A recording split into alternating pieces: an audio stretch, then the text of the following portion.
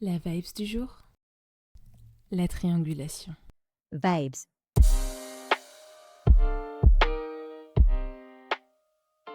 Ce podcast aborde des thématiques sensibles, liées aux relations humaines et aux violences psychologiques. On commence par une histoire inspirée, puis on analyse. Certains passages peuvent donc faire écho à du vécu personnel. Si vous vous sentez trop sensible, n'hésitez pas à aller à la partie qui vous intéresse, grâce au chapitrage, disponible notamment en description. Prenez ce dont vous avez besoin, à votre rythme. Merci pour votre écoute. Julien pousse la porte du bar, un peu en avance. Marita n'est pas encore là, alors il s'assoit à une table, qui se trouve en retrait, mais face à la salle. Quand elle arrive enfin, elle ne le voit pas tout de suite. Elle rit déjà. Un rire franc, éclatant. Puis elle pose la main sur l'avant-bras d'un homme qui l'accompagne. Un geste bref, délicat, comme une caresse. Puis leurs regards se croisent. Là, elle a un léger sursaut. Puis, elle fait mine de sourire. Elle lui présente l'homme. « Bonjour chérie, je te présente Cédric, mon meilleur ami. » Puis, avant de s'asseoir, lui demande sa place pour être face à la salle. Elle apprécie pouvoir voir ce qu'il se passe. Julien est près d'elle, mais le corps de Marita reste légèrement tourné vers celui de Cédric. Lui, il parle beaucoup. Il raconte, il brille, il occupe l'espace. Marita acquiesce, relance, s'anime. Julien écoute. Il se sent là, mais en périphérie. En fait, il est mal à l'aise. Cédric est bien plus qu'un ami. C'est avec lui qu'elle échange sur tous les problèmes qu'il rencontre dans leur relation. Ou plutôt, sur tout ce qu'elle a à dire de négatif sur Julien. D'ailleurs, Cédric ne semble guère l'apprécier, car, depuis son arrivée, il lui a à peine adressé la parole, hormis un simple bonjour de politesse, habillé d'une froideur déconcertante. À plusieurs reprises, lorsque Marita se tourne vers lui, elle ne lui adresse pas vraiment la parole. Elle interagit brièvement, mais regarde principalement derrière lui. Enfin, plus précisément près du bar, là où se situe cet homme qui sert les clients et qui possède d'adorables taches de rousseur. Adorable, oui, pour elle, et il le sait, car elle lui a souvent parlé de ce qu'elle aime chez les autres hommes. Lorsqu'elle se lève pour se rendre aux toilettes, un homme la regarde passer. Et à son retour, c'est elle qui semble le regarder. Comme si quelque chose se jouait au-delà de la table. Julien ne sait pas dire ce qui le dérange exactement. Il n'y a rien de franchement répréhensible. D'ailleurs, il n'a aucune assurance qu'elle regarde qui que ce soit. Surtout qu'à chaque fois qu'il a su lui dire ce qui le dérangeait, elle lui indiquait que c'était sa jalousie qui le poussait à imaginer ceci. Ce dont il est certain, cependant, c'est juste une sensation persistante. Un malaise qui s'installe doucement.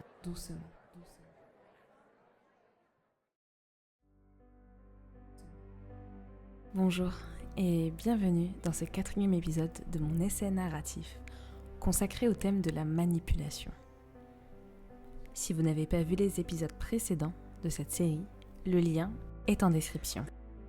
Dans les épisodes précédents, nous avons vu des techniques de manipulation difficiles à discerner qui arrivent surtout au début de la relation. Mais dorénavant, nous entrons dans des sujets plus sensibles.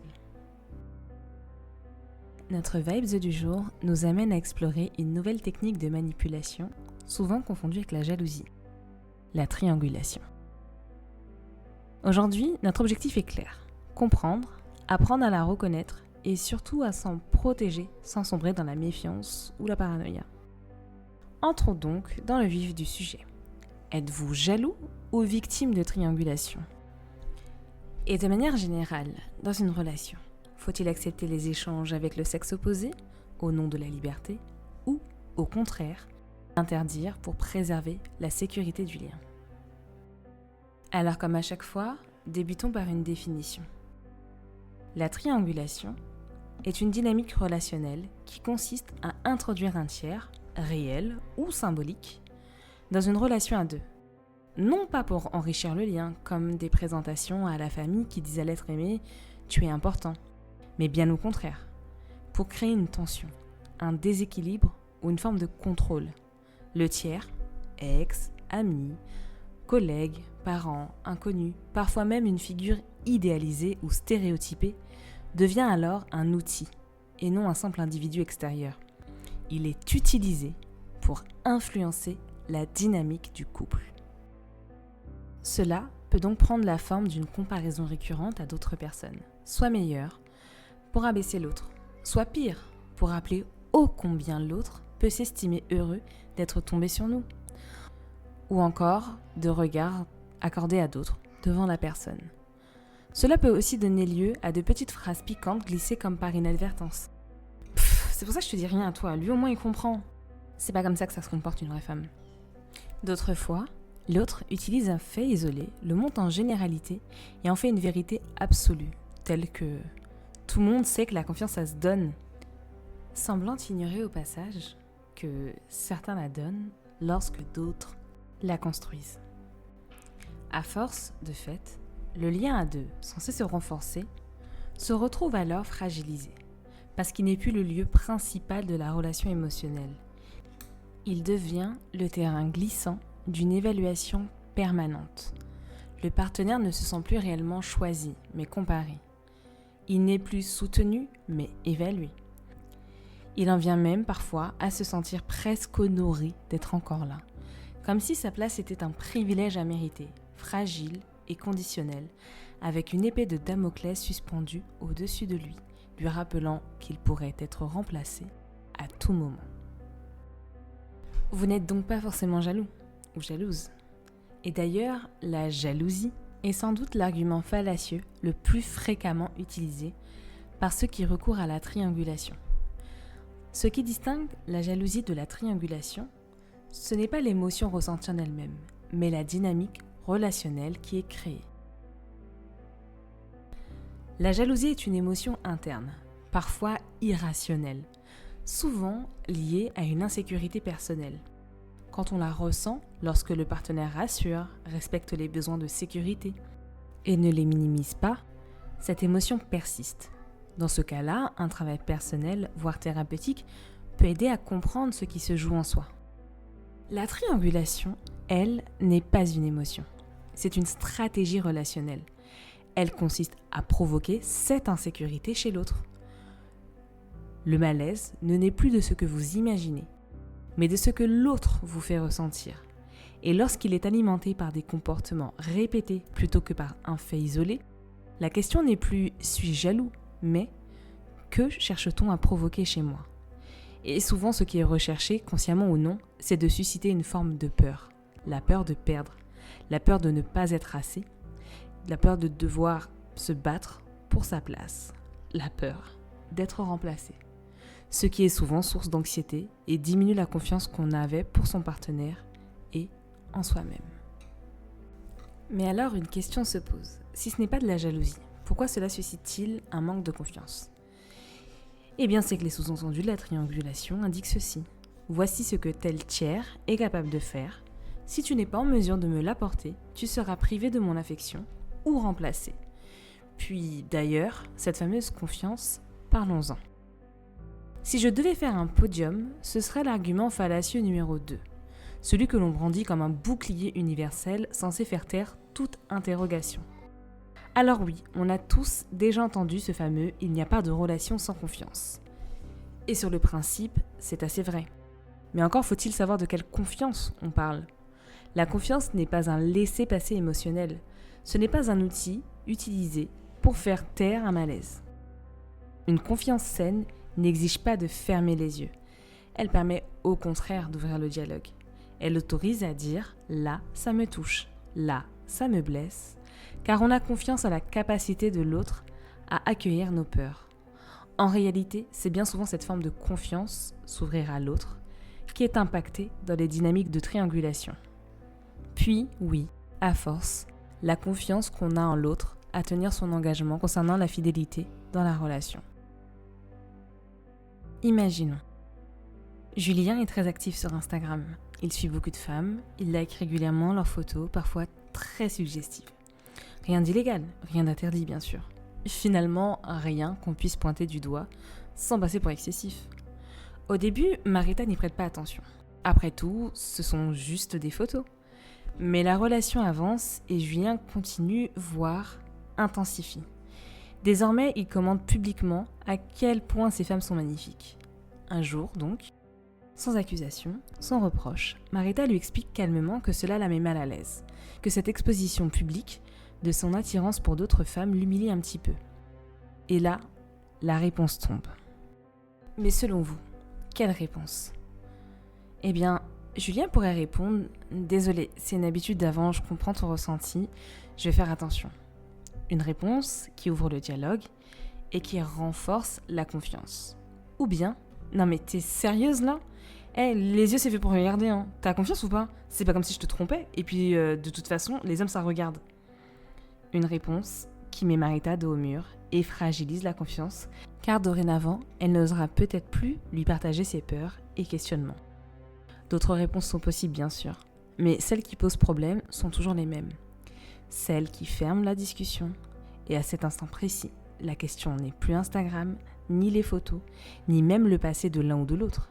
La question c'est la manière dont le malaise est accueilli.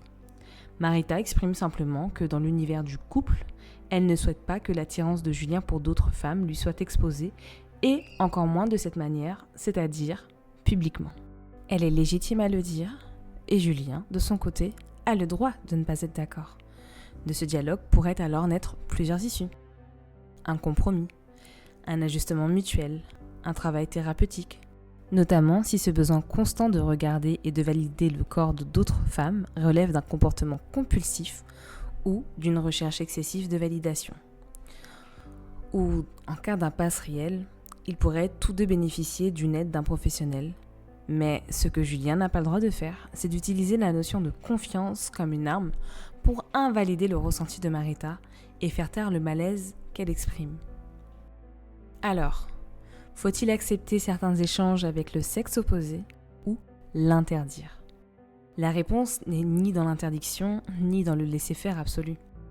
Une relation saine n'est pas une prison, mais ce n'est pas non plus un espace sans frontières. Elle repose sur un équilibre vivant entre liberté individuelle et sécurité émotionnelle. Et cet équilibre ne peut pas être décrété à l'avance, il se construit à deux. Ce qui compte, ce n'est pas la nature des échanges en soi, mais la place qu'ils occupent dans l'univers du couple. Est-ce que ces échanges avec le sexe opposé nourrissent la relation ou est-ce qu'ils la fragilisent ? Est-ce qu'ils sont transparents, assumés, discutables ou est-ce qu'ils deviennent des zones de flou, source de malaise, de comparaison ou d'insécurité ? Dans une relation équilibrée, chacun peut exprimer ses limites sans être ridiculisé, culpabilisé ou accusé de manque de confiance. Poser une limite, ce n'est pas contrôler l'autre, c'est dire « voilà ce dont j'ai besoin pour me sentir en sécurité dans ce lien ». Et entendre une limite, ce n'est pas se soumettre, c'est reconnaître que l'univers du couple demande parfois d'ajuster son univers personnel de façon équitable. C'est exactement ce que nous avions vu dans l'épisode précédent concernant les micro-transgressions. Cependant, parfois, il faut aussi avoir l'honnêteté de reconnaître que deux univers ne sont pas compatibles, que ce qui est vivable pour l'un ne l'est pas pour l'autre, et que préserver sa sécurité émotionnelle n'est pas un échec relationnel, mais un acte de respect envers soi. Contrer la triangulation ne consiste donc pas à surveiller, contrôler ou éliminer tous les tiers autour de la relation. Je dirais même que cela est contre-productif, car si cela dure dans le temps, au contraire, ça ne laisse pas à l'autre l'opportunité de vous choisir réellement. Ce qui protège réellement le lien, ce n'est pas la restriction, c'est la clarté. Alors la première étape, c'est de nommer ce qui se joue. Et j'espère qu'à travers cet épisode, je vous aurai donné tous les outils pour y arriver. Mettez des mots sur le malaise sans accusation, sans poser d'attention. Dites « voilà ce que je ressens quand cette situation se répète ».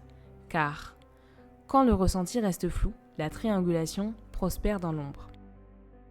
La deuxième étape, c'est de réaffirmer l'univers du couple. Discuter, rappeler qu'une relation saine se construit à deux en ajustant un peu de toi, un peu de moi. La troisième étape, c'est d'observer la suite. Ne restez pas sur les promesses ni les discours. La personne a-t-elle cherché à rééquilibrer la dynamique ? A-t-elle factuellement mis les choses en application ? Si les actions ne suivent pas et qu'elle retourne le problème contre vous, minimise, ironise ou vous fait passer pour excessif, c'est ici que tout se joue. En effet, si l'un des deux refuse toute adaptation au nom de la liberté ou fuit le changement par le biais d'excuses, alors le nous n'existe pas vraiment. Il devient un décor, pas un engagement. Parce qu'une relation ne se mesure pas à ce qui est dit quand tout va bien, mais à la manière dont elle résiste quand une limite est posée. Enfin, il faut accepter une vérité parfois inconfortable. On ne contre pas une dynamique à deux si une seule personne fait le travail. Si malgré les échanges, les limites sont constamment contournées et le malaise entretenu, alors se protéger peut aussi vouloir dire prendre de la distance, demander de l'aide ou réévaluer la relation. Contrer la triangulation, ce n'est pas gagner un rapport de force, c'est choisir un lieu où la sécurité émotionnelle n'est pas négociable. Je conclurai en disant que oui, la triangulation altère profondément la confiance, mais pas celle que l'on croit, ou tout du moins pas au départ. Ce n'est pas seulement la confiance en l'autre qui vacille, c'est aussi la confiance en soi, en son ressenti, en sa perception de la réalité. La jalousie qui apparaît n'est alors pas le fruit de l'imagination. Elle est provoquée, entretenue, instrumentalisée, consciemment ou non. Et le véritable problème ne réside pas tant dans l'émotion ressentie que dans le refus de celui ou celle qui en est à l'origine d'en reconnaître l'impact. Lorsqu'au lieu d'ouvrir le dialogue, on se ferme, on nie, on renvoie l'autre à ses supposés défauts, on crée une confusion qui n'a rien de sain. Alors, vous n'êtes ni fou, ni folle. Non, vous avez le droit de questionner ce qui vous met mal à l'aise. Vous avez le droit d'en parler. Et surtout, vous avez le droit de vouloir d'une relation dans laquelle la sécurité émotionnelle n'est pas mise en concurrence. Et si vous souhaitez changer, le changement s'accompagne d'action. Alors, agissez. Choisissez d'aimer, car aimer est, comme je l'ai déjà dit au travers d'autres épisodes, un choix. Dans le prochain épisode, on parlera de dissonance, quand la manipulation crée un décalage entre ce que vous ressentez, ce que vous voyez, et ce qu'on vous demande de croire.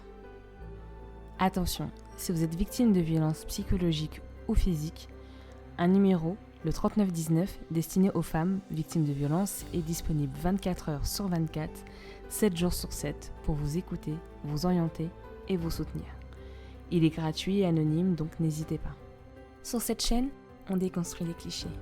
On redonne du sens afin de retrouver l'équilibre et honorer notre humanité. Je suis Miss Good Vibes, je pense que les mots peuvent guérir, que la nuance peut changer le monde, que la bienveillance n'est pas une faiblesse. Bienvenue dans mon univers où on brille ensemble. Pour des relations plus lucides et épanouissantes. Likez, commentez, n'hésitez pas à vous abonner. Et si vous souhaitez me soutenir, tous mes liens sont en description. Je vous dis à bientôt. C'était Miss Good Vibes pour vous servir.